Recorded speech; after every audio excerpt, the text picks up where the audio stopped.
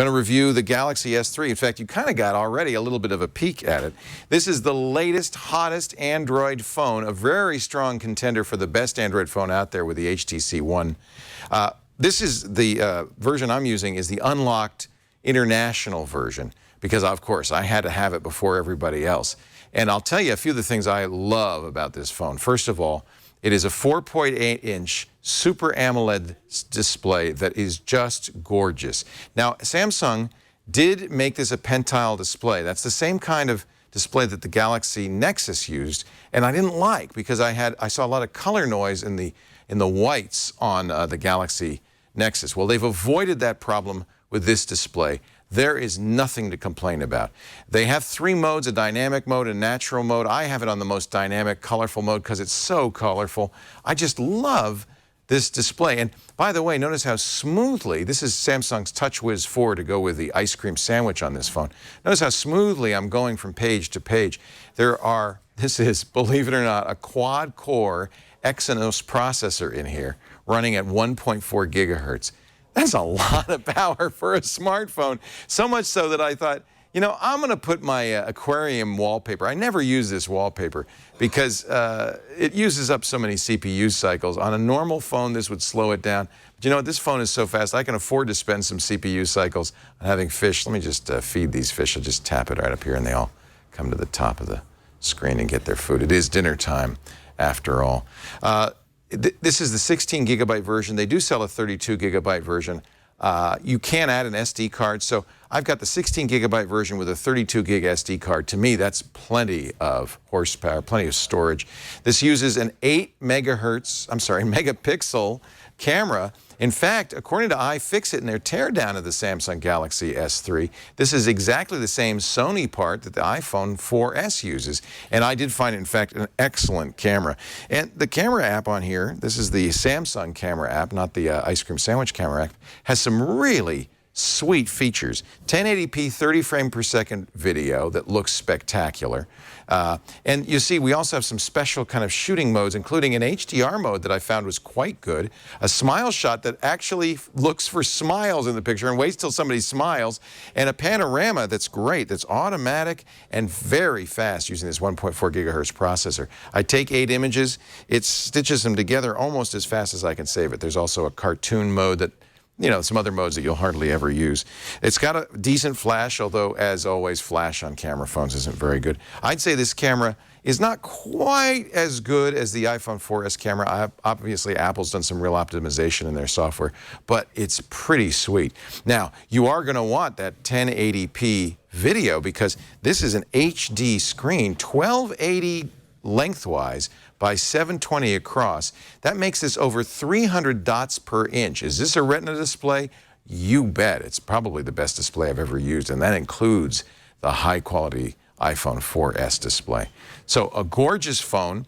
All the carriers, Verizon, Sprint, AT&T, and T-Mobile in the U.S. say we're going to carry it by the end of June, early July. And the prices I've seen, which are kind of interesting, are very affordable. They are charging $200 with a 2-year contract. That is about $100 less than the premium Android phones have been in the past. Obviously, they want to be competitive. By the way, that $200 is a pretty good deal.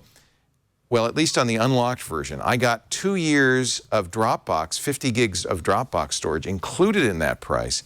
Unfortunately, AT&T and I believe Sprint have both declined to take advantage of that Dropbox offer. So for reasons I don't understand, you won't get it. One thing you will get, though, is an Android exclusive.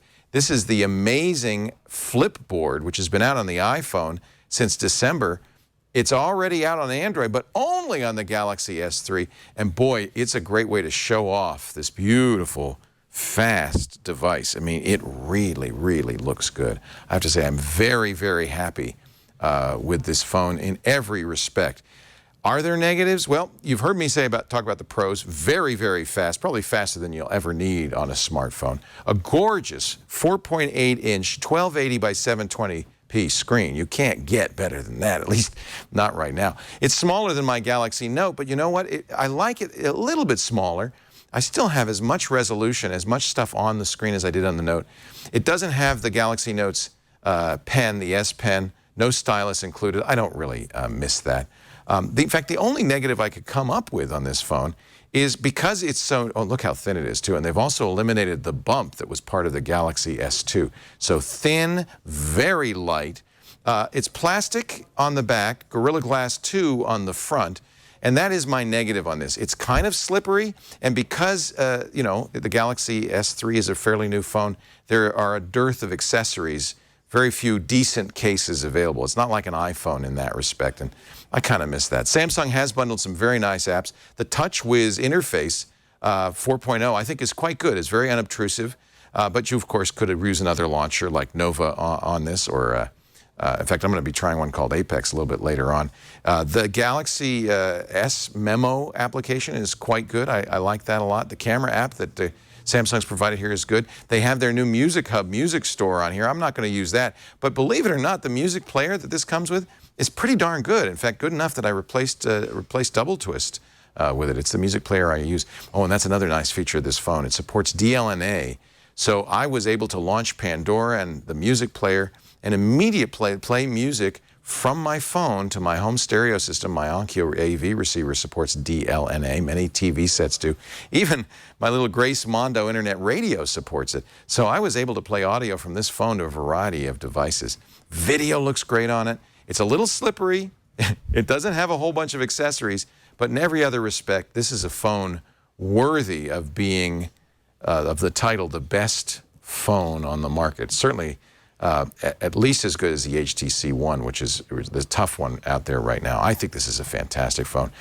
They got pre-orders of 9 million units before the phone was even available in the, even announced in the U.S. I suspect by the time it ships, June 21st in the U.S., they're going to have sold very many more. This is probably going to be the biggest selling phone out there for some time to come. The Galaxy S3, buy it. Buy it. There's no question in my mind. This is absolutely the nicest phone I've ever used. And whenever I show it to anybody in person, they ooh and ah. They say, boy, that is really gorgeous. This screen will just knock your socks off.